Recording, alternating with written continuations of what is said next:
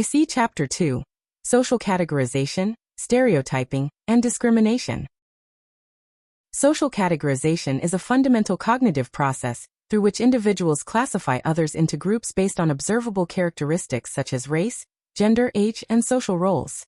This process simplifies the social world by allowing people to make quick judgments and predictions about others. However, while categorization can be useful in certain contexts, such as identifying professionals who might help in specific situations, it also has significant drawbacks. One major issue is that it distorts perceptions, leading individuals to exaggerate differences between groups and perceive members of outgroups as more similar to each other than they actually are. This phenomenon, known as outgroup homogeneity, contributes to the formation and reinforcement of stereotypes. Social categorization can shift dynamically depending on context, such as when individuals identify more strongly with a university group during a sports event than in everyday settings. Stereotypes, prejudice, and discrimination. Stereotypes are generalized beliefs about the characteristics of members of social groups. These beliefs can be positive or negative and often influence how individuals perceive and interact with others. Prejudice refers to unjustifiable negative attitudes toward outgroups, which can manifest as dislike, fear, or hatred. Discrimination involves negative behaviors directed at individuals based on their group membership.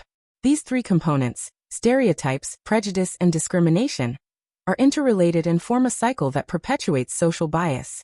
Stereotypes are learned through various channels, including family, peers, media, and cultural norms. Once established, they are difficult to change and tend to persist over time. They influence academic performance, career choices, workplace experiences, and even health outcomes. For example, stereotype threat occurs when individuals fear confirming negative stereotypes about their group, leading to impaired performance. Studies have shown that reminding women of stereotypes about poor math skills can reduce their test scores. Similarly, Black students perform worse on standardized tests when their race is made salient. Stereotypes also affect memory and perception, as people are more likely to remember stereotype-consistent information and forget stereotype-inconsistent details. This selective memory reinforces existing beliefs and contributes to the persistence of stereotypes. Moreover, stereotypes can become self-fulfilling prophecies, shaping behaviors and outcomes in ways that confirm the original beliefs. Understanding the formation and impact of stereotypes is crucial for addressing prejudice and promoting social equity.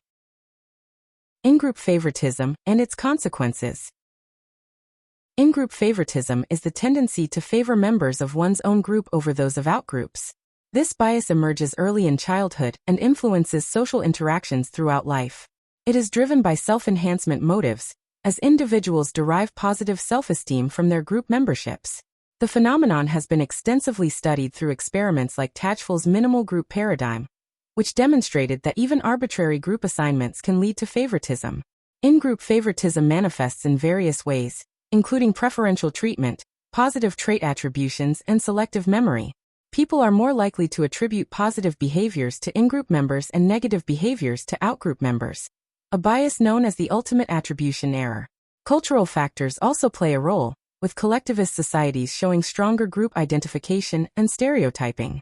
However, in-group favoritism is not universal. It diminishes when the in-group is clearly inferior or when individual members threaten the group's positive image, leading to the black sheep effect.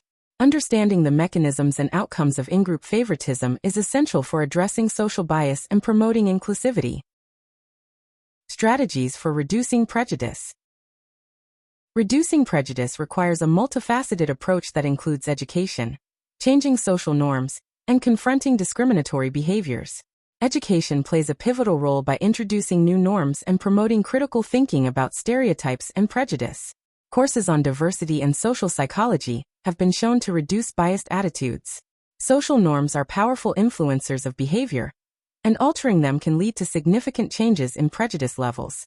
Studies have demonstrated that individuals conform to perceived group norms, whether prejudiced or egalitarian. Confronting prejudice is another effective strategy, though it can be uncomfortable. Research shows that individuals who are confronted about their biased behavior may initially react negatively, but later exhibit reduced prejudice. This suggests that social accountability can promote reflection and change. These strategies require effort and awareness, but are essential for fostering a more inclusive society. Intergroup contact and recategorization. Intergroup contact is a well-established method for reducing prejudice, particularly when it meets specific conditions such as equal status, cooperation, and common goals. The contact hypothesis posits that meaningful interactions between members of different groups can improve attitudes and reduce bias.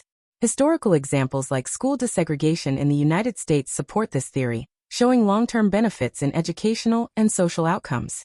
Cooperative learning environments, such as the Jigsaw classroom, enhance interdependence and promote positive intergroup relations. Extended contact, knowing someone who has a friend in the outgroup, also contributes to attitude change. Recategorization is another powerful strategy, involving the creation of a common in-group identity that encompasses former outgroups. This approach shifts perceptions from us versus them to we, fostering unity and reducing conflict. The Robbers Cave experiment demonstrated the effectiveness of superordinate goals in promoting cooperation and reducing hostility.